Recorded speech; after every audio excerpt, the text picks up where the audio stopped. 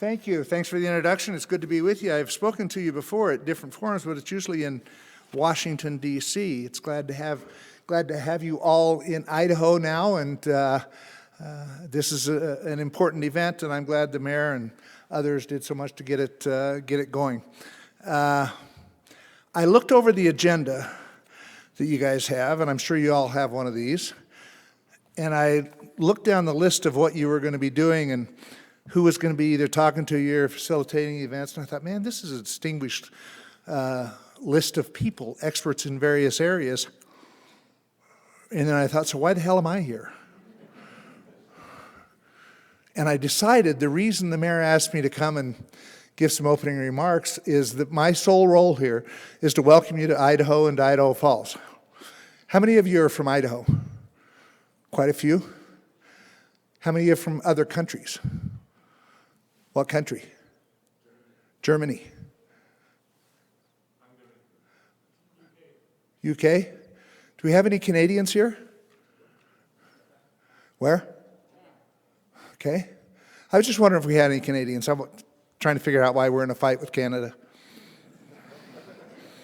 I've just never been able to understand that. All I know is that I've been to enough doctors and had hips and knees and neck separation parts put in, all that kind of stuff. I got enough foreign parts in me that I'm worried if I leave the country, there's going to be a hell of a tariff when I come back in. So I'm not leaving this country till we get this settled. But I've just been trying to figure out why we're in a fight with our friends from the north. I've got friends in Canada that tell me that the great thing about living in Canada, it's like living on the second floor above a fraternity house. That's pretty much what it's like, but they're our friends. We see a lot of them traveling down the interstate because surprisingly they like warm weather in the winter just like we do. So they travel down south, and so I see them on the interstate all the time with their Canadian license plates, and so now I speed up, and when I pass them I give them a thumbs up so that they know that they're welcome here because they're good people, they're our friends and one of our best allies in the world. So I'm here to welcome you to Idaho and to Idaho Falls. So this is the center of nuclear research, frankly, in the world. Now I'm going to tell you a quick story. I grew up in Blackfoot, 25 miles south of here. And when I was a young man, you know, the nuclear Navy started out here at the National Lab. Admiral Rickenbacker, Rickenbacker was that guy that flew the funny plane. Yeah. Rickover brought the nuclear Navy out here. And when I was a young kid, I would be walking down the streets, this is about 10 years old. And finally I said to some of my friends, I said, it's all over. And they said, why is that? I said, if we get in a war with Russia, there's no way we can win. He said, why is that? I said, our Navy can't even find the ocean. We're at a 4,000-foot high desert plains, and they're out here, and we could see all these Navy people walking around. We didn't know what was going on out there. We do now. But 40 years later, I found myself in Russia on a Kodel. We were doing some non-proliferation work with Russia. And we went to Murmansk, where the Northern Fleet is. And we had a luncheon with about 20 admirals and then us interspaced in between them and that kind of stuff. And I was sitting next to a one-star admiral and talking through an interpreter. Come to find out, he was 1 month younger than I was. So we kind of grew up at the same time and all that kind of stuff. And I asked him, what was it like to grow up in Russia? What did you hear about Americans? And he said, well, we heard every day in school that the Americans are coming to get us, that they're going to be invading our country and they're going to take over our country and all that kind of stuff. I said, well, we've pretty much heard the same thing, except the Russians were coming. In fact, we made movies about the Russians are coming. And we were told the same thing. I said, did they explain to you how to protect yourself against a nuclear blast? And he said, yes, we practiced every day getting under our desks. I said, we did the same thing. Somehow I always felt that was inadequate protection. But it was interesting. And he said to me, he said, you know, you're from Idaho. I said, yeah. He says, we wondered for years what the hell all those Navy people were doing out on that desert. He said, we tried to send a couple people in and couldn't get them in. He said, now we know what you were doing out there. So I found that kind of interesting. He came to the same challenge that I did of why the hell is the nuclear Navy out in Idaho? Well, they do great work out there. But as chairman of the Energy and Water Appropriation Committee for either chairman or ranking member for 9 years until last year, we now have a great chairman from Tennessee. Chuck Fleshman is a great guy, and he's working hard for the laboratories around this country and for nuclear energy in general. He's a great guy. I look forward to working with him more. But while I was chairman or ranking member for 9 years, I got a front row seat at the future of nuclear energy. I got to advance nuclear energy and the technologies that are being developed now and making sure that the federal government was funding them, and we've done a pretty good job of it. It's an exciting time for nuclear energy. There's renewed interest with the American public and a rare, very rare, bipartisanship support in Congress. Republicans and Democrats don't agree on anything in Congress, but we do agree on this. And that's changed over the years. Not surprising when you look at the energy profile of this country and the needs that are going to be coming up in the near future. I was recently told that the limiting factor of our economic growth is not capital, it's energy. And the demands on our energy supply in the future are going to be enormous. We need new, firm, baseload supplies of energy for our economic growth. So, with all that, why are you here? The future brings challenges, but it brings exciting opportunities too. When I was chair of the Energy and Water Committee, my ranking member was Marcy Kaptur of Ohio, great lady. In fact, she's the longest serving woman ever in Congress. But she was the ranking member. She's from Ohio, Toledo, Cleveland area. Every time we would have a hearing with the laboratories or a markup, she would always say something like this.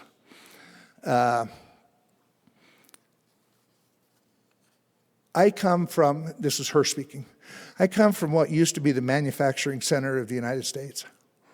Now all those jobs are gone and it's just a rust belt. So I wish we had a national lab to help us through these difficult times. She said it enough that I realized she was serious. So I told Secretary Moniz at the time, I said, hey, listen, I don't care what you do, but do something in Ohio. And they started doing job training and recruitment up in Toledo at one of the universities and those kind of things. She was very pleased. But you got to remember, there are 17 national labs across this country. That means there are 17 representatives that have a national lab in their district. Only 17 out of 435. That means we have to fight for the Department of Energy's budget. Now, I got to tell you, we need to be more like the military. The military is smarter. The F-35, out of 435 districts in Congress, I think there was part of it was manufactured in 420 districts.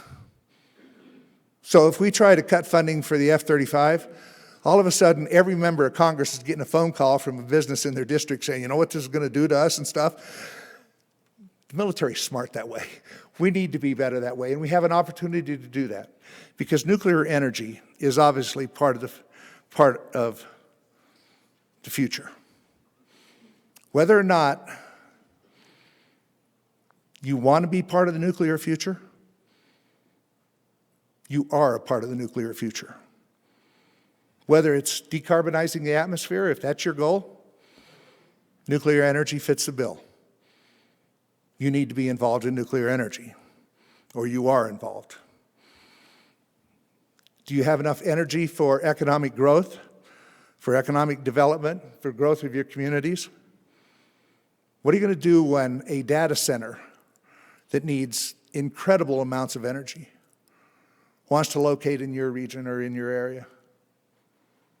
Are you going to have the base energy to provide them that energy so that they can locate there? Or what are you going to do if you are a county commissioner or a city councilman and they decide that they want to put a data center in your area and you don't have the energy, so they say, hey, we're going to build our own small modular, put a fleet of small modular reactors or any of the other new types of reactors on our own. Are you going to then have to permit those and so forth? What's your role going to be in that? But it's important for your economic future development, or you want to restore American dominance, then you're involved in nuclear energy. I was so glad to know that there is interest from local leaders all around the country, and in fact all around the world, about the future of what NE can provide. I'm excited about what you learn here and discuss here, and I want to thank the industry folks that are here that can provide answers about the benefits of a robust nuclear program in your communities. And the other thing I would say, I wouldn't be doing my job if I didn't say this. When you get a chance, have an Idaho baked potato. You think I'm kidding, don't you? I know saying Idaho potato is redundant because that's where potatoes come from. All you guys from Washington and Oregon and Nevada, you guys grow tubers. Potatoes come from Idaho. So take the chance to have a good baked potato in Idaho and take some with you. I don't care what you do, just get them off the market. Anyway, it's good to be with you. And listen, they asked me to try and answer a few questions if you had any. So let me open it up for a few questions and keep you on time. Any questions? You mean you all know what's going on in Washington? Because I don't. Congressman Simpson, so what should we think about what's the appropriations process? Oh, boy. Our challenge this year on the appropriations process is this. We don't know what the budget's going to look like, what the budget request from the administration is going to look like. So consequently, it's hard. We can't have the secretaries or the undersecretaries come up and talk about their budget if it hasn't been released. We should be holding budget hearings right now. Unfortunately, we're starting to do roundtables instead of holding full budget hearings, which I'll have next week with some of the people under my jurisdiction, with the Department of Energy or the Department of Interior and EPA and some others. But the budget, we're not expected to get the president's budget until probably later in May or the 1st of June. That doesn't give us much time to hold many hearings. And so the hearings will be short and or few. I should be holding in Interior about 20 hearings. I'll probably get 4 or 5 in at the most. And then we're going to start marking up the bills. The good thing is that Senate and House, for the first time in a long time, have got the same numbers we're working with, so there won't be fighting between the House and the Senate about what those numbers are, our total discretionary spending. But our intent, I say this, I'm not joking, you'll think I am, is to get all our appropriation bills through the House floor by the end of July. That only gives us a couple months to do it. And if you do it under regular order, where you bring a bill down and you open it up for amendments, there might be, in my bill, there might be 100, 150, 200 amendments offered. It takes time on the floor to go through all these. But we're going to try to get them done because our conference, and I think Congress in general, wants to get back to what we call regular order, getting all our appropriation bills done by the first of the fiscal year, October 1st. That hasn't happened since 1994. You would think the one job Congress has is funding the federal government. That's the one thing we have to do. I'm like, I don't know, maybe 70, maybe even 80% sure of when October 1st comes. I know it's going to come between the 30th and the 2nd of October, sometime in there. Not only this year, but next year. And you would think that we would know that and be able to do our job and get it done on time. There are very few people in Congress who have actually seen the appropriation process work as it should. We're trying to get back to that.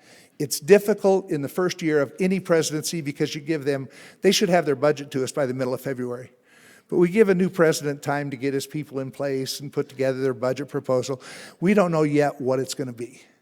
Every day I pick up the paper or get the news on my phone from my staff about a new executive order that's come out and how that's going to affect us and that kind of stuff. It's going to be challenging. But for those of you that are worried about the direction we're headed, what I tell people is don't set your hair on fire. Not yet, anyway. It is, it's going to be challenging, but the biggest threat to our country is not Russia, not Iran, it's not China, it's our national debt.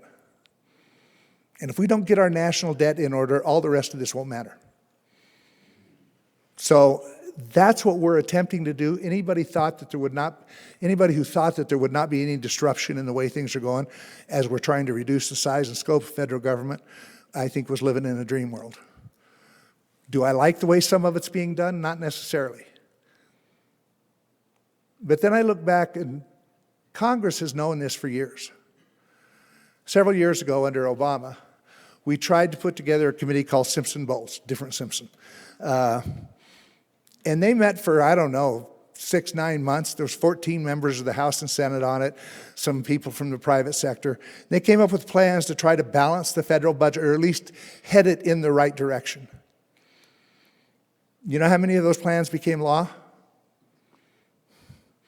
0. Steny Hoyer, when he was the majority leader in the House, and I put together a committee called the Go Big Coalition, which was, about 7-8 Republicans and 7-8 Democrats, and we came up with some ideas. Any of these things are going to have parts in them that you don't really like, and parts that you do like. It's what's called a compromise. You know how many of those proposals became law? 0. It may be that the only way to reduce the size of the federal government is to have done something dramatic, which is what's happening now. As I said, I don't like the way some things are being done. I don't like what it is, the challenge that it is for our employees across this. It's not their fault. They're just doing a job we've hired them to do. And now in many areas they're saying we don't want to do that job anymore. I wish there was a little more empathy displayed toward those employees. Because I said, it's not their fault. But I think the budget process, while it's going to be short, hopefully we're going to work hard to get it done, and I think we will. Whether we'll get them all done by October 1st, I don't know, but we can get several of them done. Energy and water generally is one of the easier ones to do, so I think we'll probably get that one done. I think we'll get interior done. We'll probably get a few others done that are important. We'll probably get defense done and some of the other appropriation bills. And there may be some that we have to do a CR for a few months to do before we finish. But ultimately, our goal is to get everything done on time, as we should be doing. You know what the other challenge is? When I first came to Congress, we used to have what was called appropriation season. And that was started, middle of May or something like that, and went till the end of July when we got out for the August recess, or August district work period, as we like to call it now. But we were there 5 days a week, often till 2 or 3 in the morning, doing appropriation bills, nothing but appropriation bills. And then somebody thought it was a good idea that we ought to spend more time at home with our constituents. Hard to argue that. I like to be home.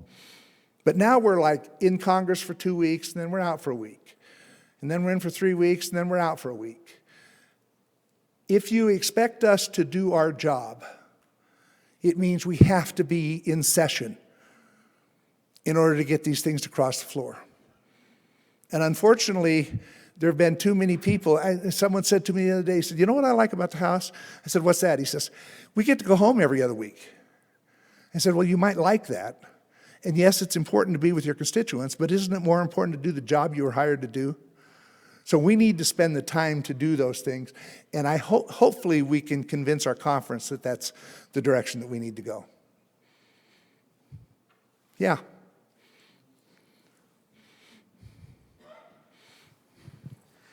Thank you. Congressman, the suite of tax credits in the Inflation Reduction Act includes some meaningful support for nuclear What do you think the fate of the IRA tax credits is, or is there some discussion about them as y'all are working on sort of a broader tax reform package, one way or the other? I think there's discussion about it, but that's mostly in the Ways and Means Committee and with Senator Crapo in the Finance Committee, trying to put together the tax package. Some people have said to me, what if the deficit is your biggest problem, our country's biggest problem, why are you extending the tax cuts or the tax credits or any of the other provisions from the 2017 law? This is what you don't hear very much. After the 2017 tax reductions, revenue actually went up. The way we score, it was going to go down, but it actually went up. It's the most revenue we'd ever got with the tax reductions. If you do not extend these tax cuts, and I'm talking about just about all of them, then this next year would be the biggest tax increase in American history. That's going to drive your economy down the tubes. I had a Speaker of the House when I was first elected to the state legislature tell me one time, there's 3 times you don't want to raise taxes. I said, when's that? He said, well, when the economy is doing really good, you don't want to raise taxes because you'll then slow down the economy and maybe send it into the dive. So when the economy is flat, you don't want to be raising taxes because it will decrease your economic growth and send us into a spiral. And if the economy is doing bad, you certainly don't want to increase taxes. So if the economy is good, flat, or doing bad, you don't want to raise taxes. It would be the biggest mistake we could make, frankly, if we didn't extend these tax credits and a lot of these tax credits. But I know the committee is looking very hard at that and what needs to be done and what can be done. That's the important thing, that we passed reconciliation, or passed a budget resolution that allows us to get to reconciliation, because that allows us to pass a bill that deals with the budget, which would be tax increases, could be health care, could be other things, anything that deals with the budget, by doing a reconciliation bill, which only requires 50 votes in the Senate. And so that was the important part of that, not really what was in the budget resolution. I don't really care what was in the budget resolution, except for it gives us our top line on what we have to spend. Other than that, getting to reconciliation is the golden fleece that we're after. And so you will see that, I think, happen relatively quickly when we get back. I'm talking 3 or 4 months, by Memorial Day is what Speaker Johnson says he wants to get it done by. But a lot of those tax credits, in a variety of reasons, child tax credit and other things, I think will be extended. Yeah. Sorry, I'll pass you the mic right after. As a Blackfoot resident, let me first just say thank you for your service. I know that you were a big advocate for the Advanced Reactor Demonstration Program, the ARDP, when that was passed years ago. Yep. What role do you see the federal government playing now as you look forward to continued support of deploying advanced reactors? Well, you know, there are several. The new advanced reactor designs that are being looked at around the country and worked on around the country are fascinating designs. I actually think the new advanced reactors, the microreactors, the small modular reactors are the future of nuclear energy. The great thing about it is you can locate the energy source closer to where the energy use is, so you don't have the huge problems with transmission. And I will tell you, one of our biggest challenges is trying to upgrade our transmission system in this country. When I started looking at some things that I won't discuss, but every power company told me, whatever you do, you got to increase the transmission capabilities in this country, which is absolutely true. So we're going to have to invest some money in that. But a lot of the testing of these advanced design reactors are going to be done right here at the Idaho National Lab. And I think it's an exciting opportunity. But, you know, if you're a community leader and you want to make sure you got that baseload necessary for economic growth and development, you're involved in nuclear energy and need to be involved in nuclear energy. It has great opportunities for communities all around this country. As I said before, there used to be, or there still are, just 17 national labs. And so we were very interested, with the rest of Congress, and there were some that supported us and realized the importance of nuclear energy. But when we get all of the communities realizing that nuclear energy and the opportunities that it presents for communities, it's going to make it a lot easier in Congress to lobby for some of these things and to get the appropriation budget that we really need. Go ahead. Good morning, Catherine McClure with the City of Idaho Falls. We are concerned about the efforts of DOGE and the reduction in the federal workforce. As I understand, the only employee that is a federal employee that manages access to the Salmon River in Salmon, Idaho, has been laid off. We are also concerned about the office in Helena, Montana that relates to the FAA, and that will impact the Idaho Falls Airport greatly. In terms of tourism coming into East Idaho and Idaho as a whole, these federal employees are very important and key to our economic landscape. And Idaho is the beneficiary of many federal employees. So I'm curious, what do you think the remedy will be to the loss of these jobs? And what do you think the future looks like for East Idaho and tourism? We'll see when the president's budget comes out. A lot of the DOGE's recommendations will be reflected in there, and you've seen some of the crazy stuff that we've been funding. You would think I would know about that, but I didn't know what was happening in USAID and some of the crazy grants and things that were going on. But if you're going to reduce the size of the work, or if you're going to reduce the scope of the federal government and reduce the budget, guess what? There's going to be some layoffs of personnel. It's the same thing that happens in every private business and everywhere else. I'm concerned about some of the layoffs also. I happen to be a guy who likes Idaho Public Television, and I like the National Endowment for the Humanities and National Endowment for the Arts. I think they're important to communities and so forth. I'm sure that they're going to try to zero those out. The fight is going to come when the president's budget recommendation comes out and there are things in there that we disagree with. Elon is looking at this as a business, and this is what you would do as a business. Government is not a business. If you run a business, you understand that if you don't make a profit, eventually you're going out of business. It has a bottom line. Government doesn't have a bottom line because we have a printing press. That's a problem. So ultimately, it's going to be painful getting us back on track, but hopefully it will be temporary. But I'm worried about some of those same employees.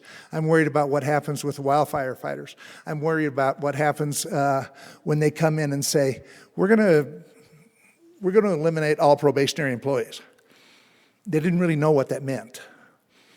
Their thought was, because in the last of the Biden administration, they shoveled hundreds of billions of dollars out the door, trying to get it spent before we had a chance to get in and claw it back. Like $2 billion to Stacey Abrams for a non-governmental organization that she'd never had before. What's she going to do with $2 billion? So we're going to claw some of those things back, but they tried to get them all out the door, and their assumption is that all of these people that are probationary, that's like been there for a year, were hired with all of these funds from the Inflation Reduction Act or on, $7 trillion worth of spending. And so, okay, let's do the easy thing. We'll just fire all the probationary employees. What they didn't realize is what a probationary employee was. I have a young lady that works for me. Her mother works in the Forest Service, worked there for 22 years. And she'd been offered a promotion. Ultimately, they decided not to take it, or they took back the offer because it would have put her in a probationary position in her new job, or with her new promotion. So she didn't take it. Now, since that's moved on, she's now got the promotion and a few things like that, but people are worried, and rightfully so. I tell people that I am about 75 to 80% excited about the possibilities if this works out the way that we want. I'm about 25% nervous. But a lot of those jobs that you mentioned, obviously are going to have to be looked at by Congress when we go through the budget. And I think that's when the fight is going to come between Congress and the administration. Some people have said to me, some of my friends and constituents, why the hell haven't you stood up and yelled at Trump administration for doing this or that or whatever. And I said, you know, a few years ago when Trump's first administration came along, I would criticize them. And of course, that'd be reported in the press. And one day my communications director said to me, let me ask you, is you standing up and yelling going to change the behavior and what's going on? I said, no. Is it going to make it harder for you to do some of the things you want to do? I said, yeah. Then why do it? Good question. Change the things you can. And that's what we're trying to do. I know that's an inadequate answer. It'll be okay. I keep telling myself that. What else? Any other questions from the floor? I'll ask a question, Congressman. Since Energy Communities Alliance and your familiarity with Idaho Falls and the National Lab here and the complex, for community leaders who have joined us maybe for the first time, we have folks from Ohio and Connecticut and Colorado that are looking at new nuclear programs, and they have that momentum. But they don't have the operating experience. They don't have the long history with the industry. What advice do you have for those community leaders and how they might engage their congressional delegations at this stage as they're looking to improve the options for nuclear in those states that don't currently have nuclear assets? The first thing I would tell you is to stay involved in the Energy Communities Alliance. You will learn a lot here. You'll learn a lot in these next couple of days about the possibilities and what can be done and so forth. Communicating with your U.S. representatives and senators is easier than you think, because I think most of them are supportive. You know, there's a lot of people that their whole agenda is climate change, and I'm not a climate change denier or anything like that. They're starting to realize that if you're really serious about climate change and decarbonizing the atmosphere and stuff, you've got to be involved in nuclear energy. That's the only thing that gives you the base load that's necessary for the future. Wind and solar are cute. I like wind. I said that wrong. I shouldn't have. They're a part of the energy mix of our future. When you look out along the foothills in Idaho Falls, there are windmills. You know, you see the red blinking lights all night long. I used to look at from my front room and be able to see the peaks of the Tetons above the foothills. Now I just see these flashing red lights and stuff, and that's okay. But those forms of energy, the intermittent sources of energy, are not going to be the future. They're going to be an important adjunct. And that's why the administration has this all-of-the-above energy policy, and Republicans have this all-of-the-above energy policy. But nuclear power, if 20 years down the road, you look at the percentage of our power that's generated by nuclear energy, it's going to go up substantially, I believe. I think it has to. And so your involvement in it and talking to the importance of it to your senators and representatives, I don't think you'll get the kickback, except for a few, from that you think you will. Ed Markey from, where the hell's he from? Massachusetts? Yeah, from Massachusetts. You know, he's anti-nuclear no matter what. But that's not the majority of Congress. That's, as I said earlier, this really is a bipartisan issue in Congress, and people are working hard to get this done. But, as I said, there are great opportunities for you.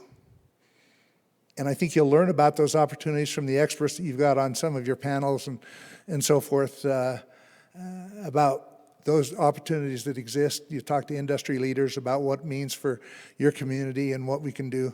But, I mean, what are you going to do if you live in Pocatello, Idaho, and they want to put a data center there? I can't believe how much energy these things take. Pocatello doesn't have the capacity to deliver the energy necessary to do that. So they're going to have to look to other sources. We want them to have the available energy to do the job. So anyway, Thank you all for inviting me to say a few words. I always like talking to you, and when you're in Washington, stop in the office and say hi, and let me know how things are going in your communities and things that we might be able to do to help and advance this renaissance of nuclear energy all across the country, because it is very, very important for our future, not just our future, but important for the world's future. Because you're going to see American technology, at least this is my hope, being used in countries around the world. Because America, for the most part, is pretty dependable. And our science is good. I was with Bill Magwood, who used to be the NE director. It's hard for me to believe that in 2000, the President Bush's budget recommendation, their first budget that came out, said the future of the Idaho National Lab is to clean it up and close it down. Well, that didn't sit very well with the community or with me or the rest of the congressional delegation. Bill Magwood was the NE undersecretary, and it's the reason this lab is still alive and why, and in the position it is as the lead nuclear lab in the country, is because Bill Magwood went to work on this. But we were in China, and we were visiting a pebble bed reactor where they made the balls and stuff. It was closed down. Nobody was working there when we went through it and stuff. We get out on the bus, and Magwood gets on the bus last, and he says to us, "Don't touch your hands, or don't touch your faces with your hands. Don't lick your lips. Don't, all this kind of stuff." He says, "We'll find a place to wash up." So he went and found a place for us to all wash up and everything. And he said, the safety protocols in China are not what they are in the United States. It's American technology that the world wants. So I think it's going to be American technology that spreads to the rest of the world and advances nuclear energy. But thank you all for being here. Thank you for your participation. As I said, when you get to Washington, stop and see me when you're there, and let me know how things are going in your communities, or challenges that you're facing, things that we might be able to do to help. So I appreciate it. Thank you all very much.